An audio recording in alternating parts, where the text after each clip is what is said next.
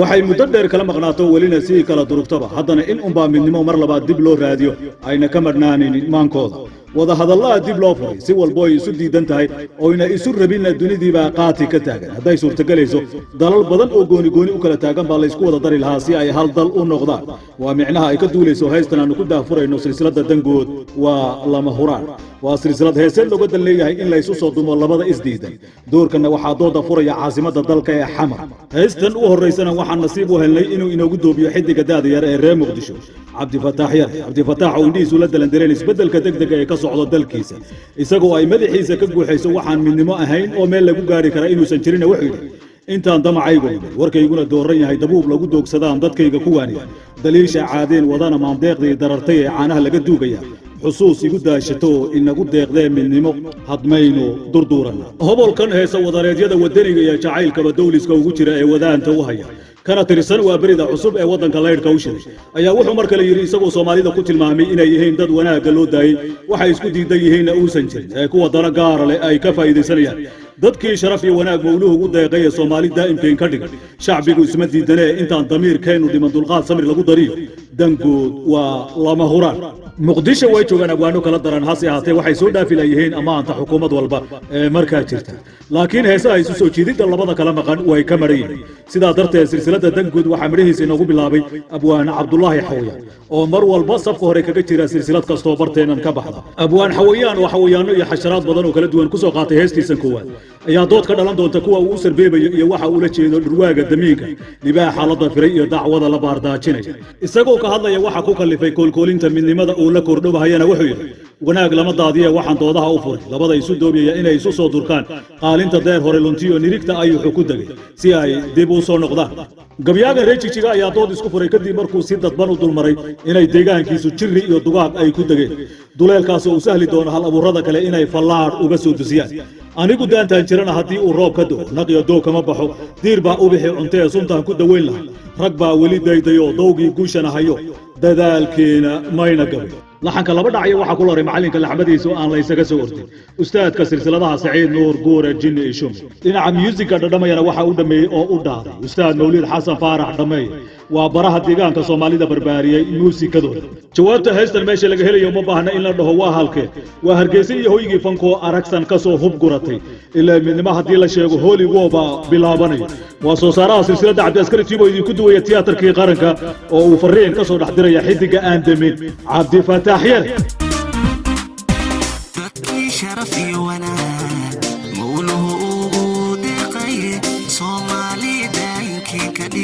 shacbigu isma diidani intaan damiirkeenu dhiman dulqaad samir lagu dariyo dangudu waa lama huraani dangudu waa lama huran dadkii sharaf iyo wanaag mawluhu ugu deeqay soomaali daayinkeen ka dhigan shacbigu isma diidani intaan damiirkeenu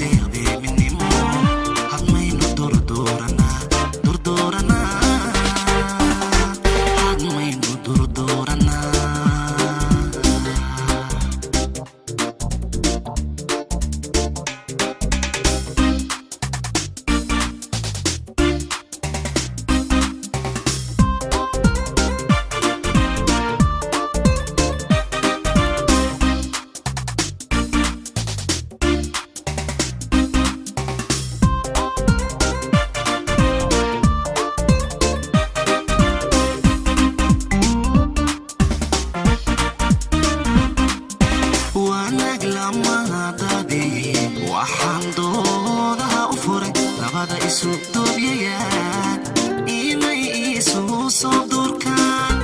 qaalinka dayra hore luntiyo dirigta ayaxuu ku degay si ay dib u soo noqdaan